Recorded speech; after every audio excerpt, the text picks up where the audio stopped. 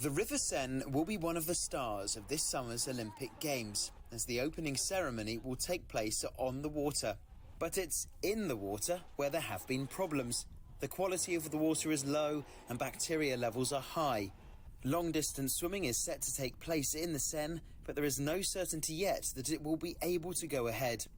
The river is a working waterway, and tourist boats and cargo ships will be forced to alter their schedules.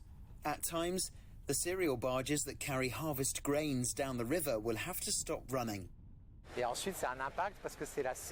will be an impact as it's high season, the peak season for tourists. It's also when we transport the biggest quantities of goods on the river, like cereals, during the harvest period. So it's peak season for all economic activity on the river. So we are going to have to stop those operations to allow the games to take place. Also along the river are the city's famed bouquinistes, the distinctive booksellers with their green kiosks. They have been running for more than 150 years, but they were ordered to move away from the city centre for the opening ceremony. They argued the uprooting would lead to a loss of revenue and be a disappointment for tourists. The president stepped in and the booksellers had a reprieve, but it's a sign of the confusion and complexity surrounding security and access when you have a river as the centrepiece of an Olympic Games.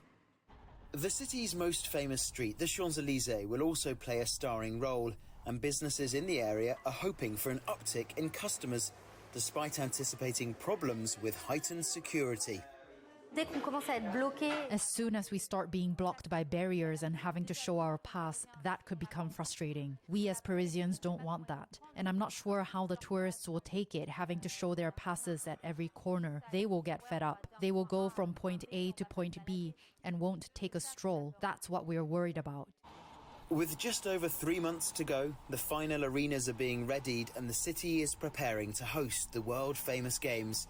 But as with any major athletics event, there are always hurdles to overcome. The Olympic flame has been lit and is now making its way to France, and the proper countdown to the Olympic and Paralympic Games is underway.